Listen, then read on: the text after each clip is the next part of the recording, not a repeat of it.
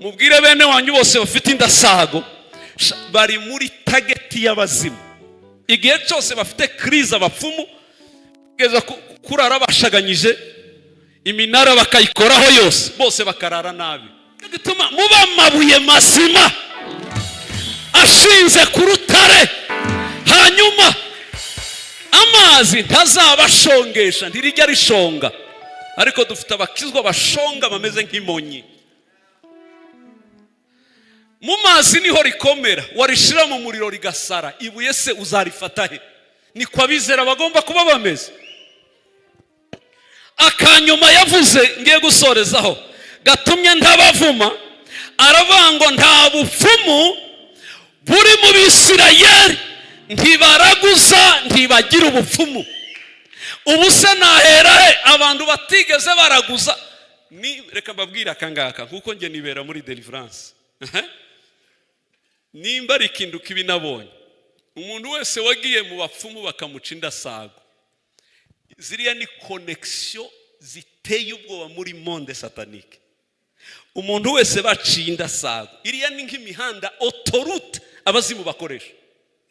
Habe n'umupagani wanyu udaciye indasago, biza bigora ko abazimu bapfa kwinjira, bijya bigora pe. Habe niyadasenga, ariko umuntu uzifite imihanda binjiru niyo umupfumu yakenye. Igihe cyose yagize krize ahita kominika muri barya bose bafite indasago, bose bakarara batewe, bugaca bose bazinduka baza kumushaka ibifaranga ico cumwera kaburiya bikwiza. Bamarabo bakiruka nguzi ko twasubiye guterwa, mwasubiye. Yakenye ahita akora ku rusinga, imihanda arayibona, bose bakarara muri krize y'abazimu badashobotse. Hanyuma bakagaruka, kandi bagaruka agahita bizimya kuko niwe wari wabyakije.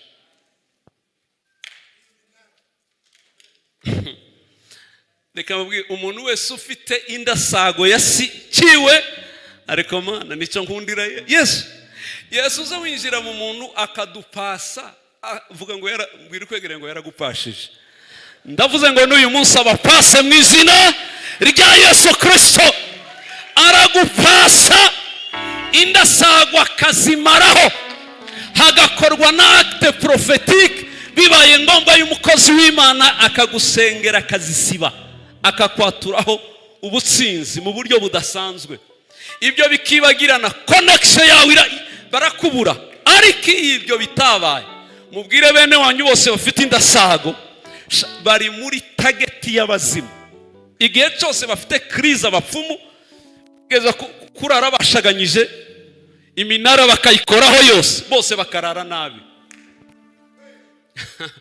Ariko mana hashimwe Yesu, ariko mana ariko hashimwe Imana yaduhaye Yesu, waduhaye Yesu akaza kudukiza biriya akoresheje amaraso ye. Uri mana narakubonye, uri mana wabaye Imana, uri mana wabaye Imana wa mana, uri mana we, uri mana. Amajwi yanyu yose nyumva baririmbye, muze abafata mikoro babizi. Karibu dusenge.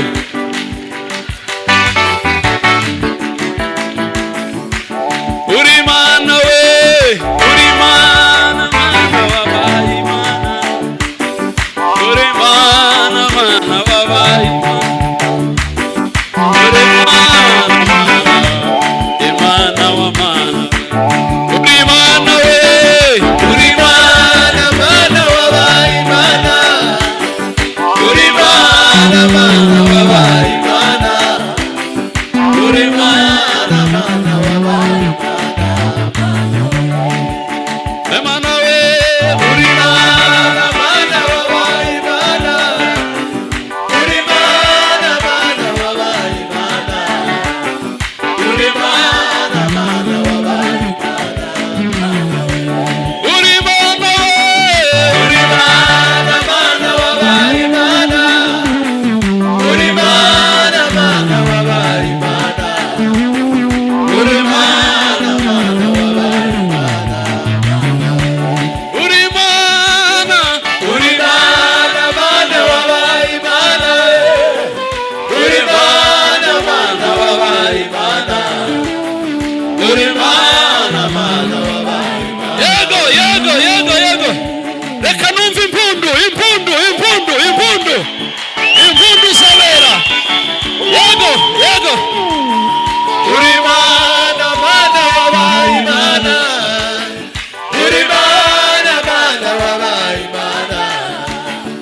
uri Mana, Mana wabaye Mana, Mana we.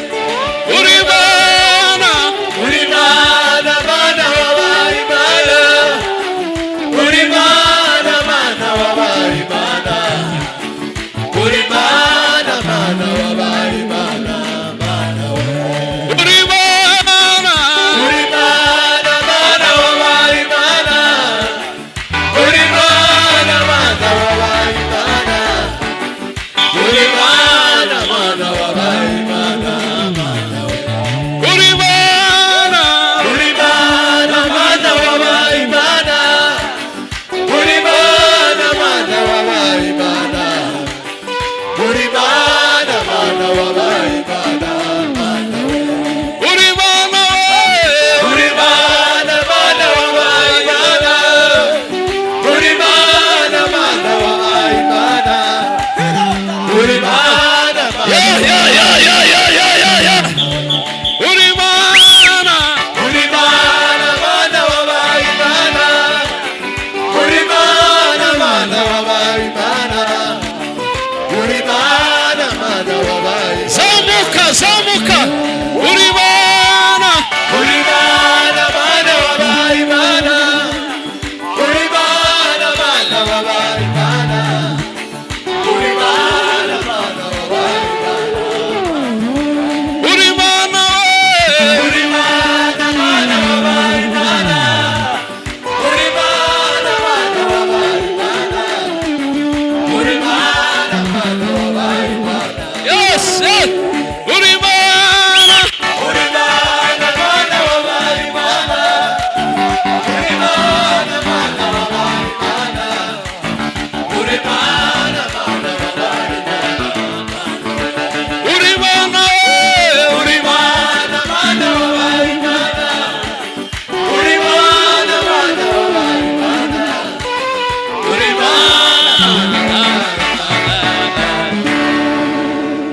reka twongere tuyivugirize impundu.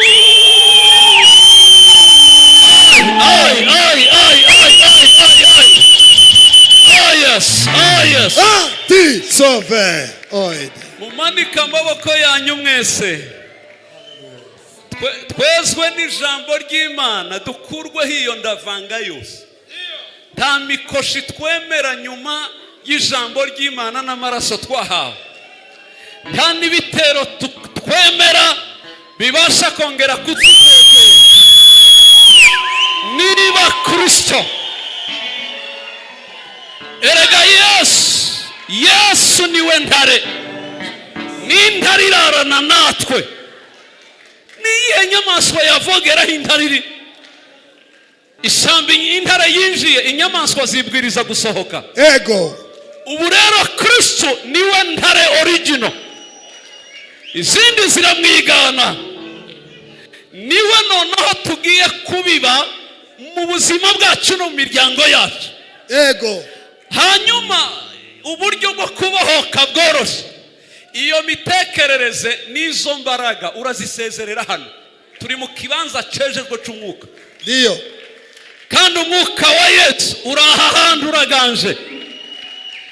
Imbaraga zakuzengurukaga urasenga uzizenguruka noneho nawe uyu mugoroba, kuzicogoza, kuzivuna amaguru. Mana yanjye, gusiba adresse.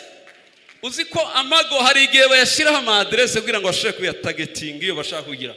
Ariko mu isi y'umwuka hari uburyo bayasengera, adresse zigasiba mu buryo idashobora kuzaboneka muri monde satanique. Iteka muraryama, inzu ikabura. Mukobwa baramujegeje, murimbyi baramutera, hanyuma ngo tumusengere, ngo bagaruke bangu inzu ye basanze iri mu nyanja, babura ikiraro kandi babura n'amato bagenderaho Kweli. ngo bazayigereho. Ndebera akazu gateretse hagati yandi muri quartier, ngo basanze iri mu inyanja. Yavuye hehe mu ijoro? Iyo yashatse kurinda Imana nimumanike amaboko twikureho imbaraga zitari zo rwose, tuzikunkumure kugira ngo twinjire mu kirere cyabo turibo. Tosa. Yaratuzamuye atwicaza ahantu ho mu ijuru, titurabinaha, titubarwa mu yandi moko, turi ubwoko bwihariye butagifatwa n'imivumo. Turasenga umuntu azenguruka acagagura, iwanyu hafate kuko abarozi bahafata uhari. Data mu izina rya Yesu, ndazenguruka ndacagagura iminyururu yose n'imbaraga zose n'ikirere cyose